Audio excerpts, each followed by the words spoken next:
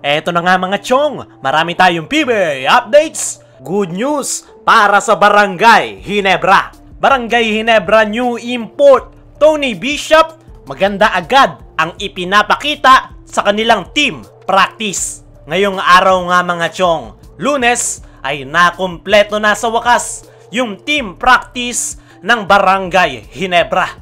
Nakabalik na sila Scotty Thompson, Japet Aguilar at Coach Tim Cone na nanggaling sa bakasyon matapos ang kanilang 10-day break na ibinigay sa kanila ni Al Francis Chua noong makuha nila ang gintong medalya last Asian Games. At ayon niya sa ating mga source ay maganda nga agad yung ipinapakita nitong si Tony Bishop kasama ng Barangay Ginebra players.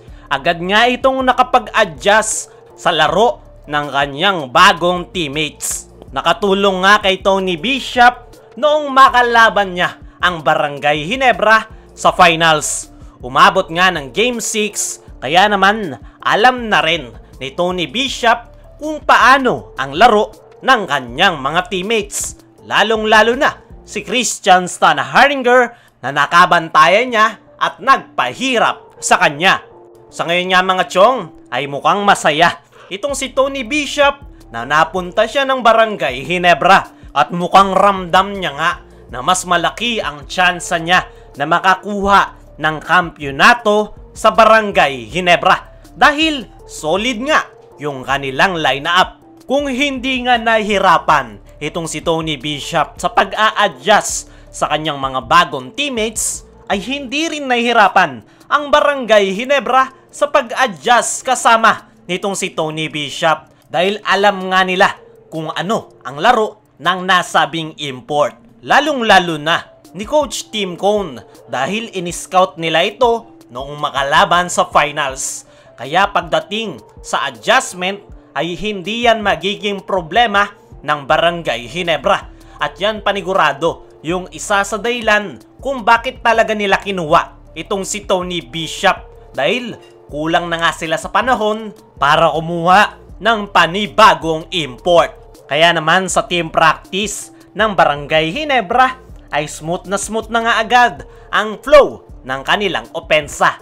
Konting adjustment na lang ang kinakailangan nitong si Tony Bishop at ready na ito sa pagbubukas ng panibagong season ng PBA kasama ng Barangay Ginebra. Kung ako ang tatanungin mga chong, ay hindi magiging problema ni Coach Tim Cone ang pagkawala ni Justin Brownlee dahil nandyan nga itong si Tony Bishop. Halos parehas na parehas lang naman sila ng laro at position ni Justin Brownlee. All-around player, may tira sa 3-point area, kayang mag-penetrate to the basket, at ang pinaka-favorite move nga nitong si Tony Bishop ay yung kanyang deadly perimeter shooting. Para nga itong si Kevin Durant sa kanyang mid-range shot at haba ng kanyang wingspan. Kaya naman, kahit wala si Justin Brownlee, ay malaki pa rin yung tsansa ng Barangay Ginebra na makuha ang kampyonato.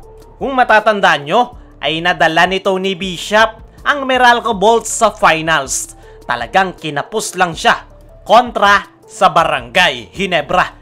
Pero ngayon nga na nasa Barangay Ginebra na itong si Tony Bishop, ay mukhang ito na yung tsansa niya na makakuha ng kampyonato sa PBA. Sana lang talaga ay may pagpatuloy ni Tony Bishop yung kanyang magandang ipinapakita sa team practice ng Barangay Ginebra. Sa kabilang banda, good news para sa Barangay Ginebra.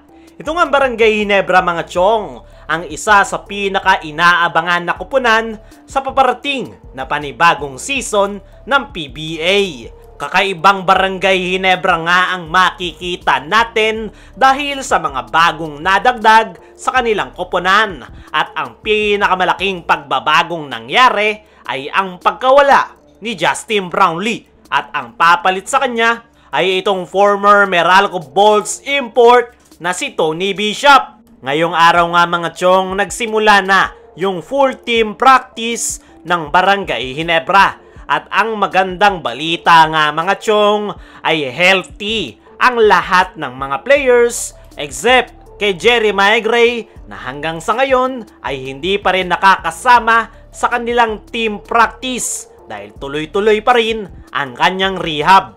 Ang magandang balita kay Jeremiah Gray ay okay na yung kanyang tuhod. Hindi man ito nakakasama sa kanilang team practice ay nagkakaroon naman ito ng individual workout. Bukod kay Jeremiah Gray ay napakaganda na kaagad ng ipinapakitang performance ng Barangay Ginebra players sa kanilang team practice. Mukhang handa na nga sila sa paparating na panibagong season ng PBA. Para sa akin mga chong, ay isa pa rin talaga ang Barangay Ginebra sa team to beat ngayong conference. Kahit wala si Justin Brownlee, ay nandyan naman si Tony Bishop na magpapahirap sa kanilang makakalabang mga kupunan. Ang magiging debut game nga ng Barangay Ginebra ay sa darating pa na November 17. Kaya naman, mahaba-haba pa nga ang kanilang preparation para sa target nilang pagdepensa sa kanilang kampyonato na Commissioner's Cup.